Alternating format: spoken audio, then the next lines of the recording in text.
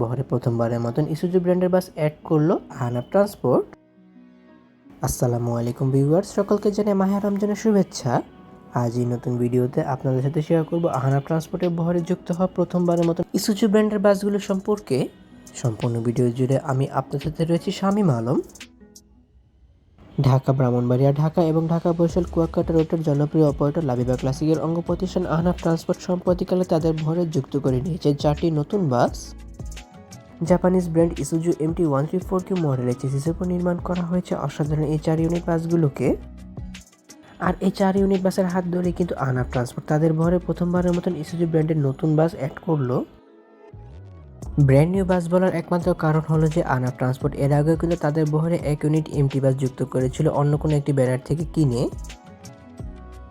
আহনাফ ট্রান্সপোর্টের বহরে যুক্ত হওয়া 4টি বাসে 2টি বাসের বডি নির্মাণ করেছে দেশেরই এপিআর ইঞ্জিনিয়ারিং ওয়ার্কশপ এবং অন্য 2টি বাসের বডি নির্মাণ করেছে দেশেরই আরহাম বডি বিল্ডার্স।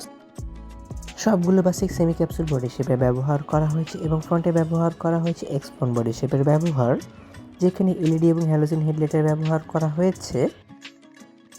তাছাড়া বাসগুলো পেন্ট স্কিম হিসেবে ব্যবহার করা হয়েছে লাবিবা ট্রান্সপোর্ট ও আহনাফ ট্রান্সপোর্টের ফ্ল্যাগশিপ পেইন্টের ব্যবহার। বাসগুলো ব্যাকে লাক্সানা S3 মডেলের বডি শেপে ব্যবহার করা হলে ক্রস টেল লাইটের পাশাপাশি ব্যবহার করা হয়েছে লাক্সানা বাসের ফেক বার লাইটের ব্যবহার।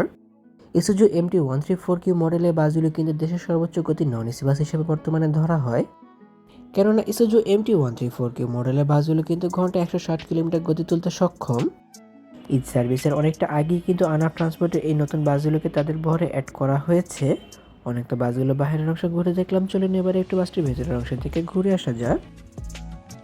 যে বাসটির ভিতরে বর্তমানে আমরা রয়েছি সেটি আরহাম বডি বিল্ডার্সের গ্যারেজ থেকে নির্মাণ করা হয়েছে, যেখানে বাসটির চালকের আসনের কাছে ব্যবহার করা হয়েছে গাড়িটি পরিচালনার সকল সরঞ্জামাদি। গাড়ির ভেতর ও হাইলাইটিং কাউন্টারে সম্পূর্ণ চালকের আওতাধীন ব্যবহার করা হয়েছে। বাসটির সামনের অংশে সিলিংয়ের ডেকোরেশনটি অনেক সুন্দর করে করা হয়েছে, যেখানে ফাইবারের উপর কিন্তু লেদার ডেকোরেশনটি অনেক সুন্দর করে করতে পেরেছে আরহাম বডি বিল্ডার্স এই বাসগুলোর ভেতরে। 2x2 ফরমেশন মানে ইকোনমিক ক্লাস ফরমেশনে এই বাসগুলোকে ব্যবহার করা হয়েছে সর্বমোট 40টি করে সিটের ব্যবহার। কোনো সিটের সাথে লেগ রেস্টের ব্যবহার করা হয়নি, কিন্তু ব্যবহার করা হয়েছে হিউজ পরিমাণ লেগ স্পেসের ব্যবহার পা মেলিয়ে বসার জন্য। 2টি ভিন্ন গ্যারেজ থেকে বাসগুলোকে নির্মাণ করা হলেও কিন্তু বাসগুলোর ভেতরের ডিজাইনগুলো একরকমই ব্যবহার করা হয়েছে। তাছাড়া বাসগুলোর ভেতরের সৌন্দর্যতা বর্ধনের ক্ষেত্রে পাশাপাশি লাইটিং সাবফোকেশন দূর করার জন্য কিন্তু বাসগুলোর ভেতরে ব্যবহার করা হয়েছে রুম লাইটিং ডেকোরেশনের ব্যবহার। সিটগুলো সম্পর্কে বলতে গেলে প্রতিটি সিট বেশ বড় এবং আরামদায়ক, যাত্রীদের কমফোর্টেবল এনশিওর করার জন্য প্রতিটি সিটে বেশ ভালো পরিমাণে স্পেস দেওয়া হয়েছে।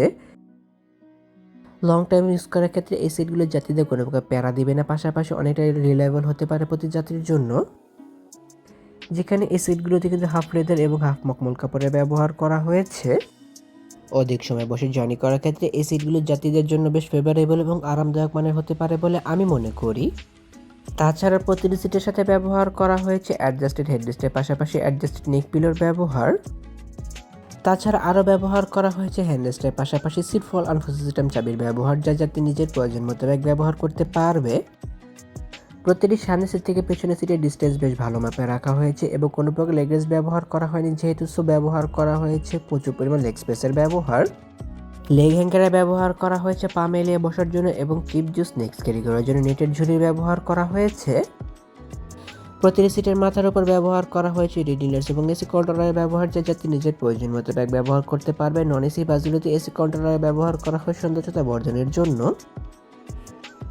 আহনাফ ট্রান্সপোর্টের বহরে যুক্ত হওয়া এই বাসগুলো বর্তমানে ঢাকা রংপুর ঢাকা রুটে নিয়মিত সার্ভিস প্রদান করে চলেছে, যেখানে এই বাসগুলোতে জার্নি করার জন্য প্রতি যাত্রীকে প্রতি সিটের জন্য ব্যয় করতে হবে 850 টাকা।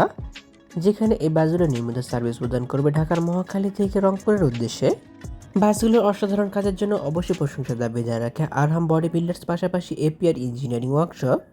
বাসগুলো front back side body finishing এবং কালার কম্বিনেশনের কাজগুলো তারা অনেক সুন্দর করে করতে পেরেছে এই বাসগুলোর উপর। তাহলে ভিউয়ার্স, ভিডিওটি কেমন লাগলো তো কমেন্ট করে কিন্তু অবশ্যই জানাবেন। যদি ভিডিওটি ভালো লেগে থাকে তবে অবশ্যই লাইক ও কমেন্ট করবেন এবং ভিডিও লিঙ্কটি আপনার বন্ধুদের সাথে শেয়ার করতে পারেন। অসংখ্য ধন্যবাদ জানাই আহনাফ ট্রান্সপোর্ট কর্তৃপক্ষকে আমাকে ভিডিও কভারেজ করতে দেওয়ার জন্য।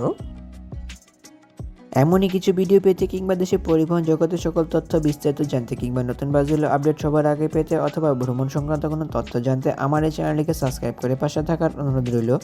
খুব শীঘ্রই ফিরছি নতুন কোনো ভিডিও নিয়ে, সেই প্রত্যাশা আজকের ভিডিও এখানে শেষ করছি। আল্লাহ হাফেজ।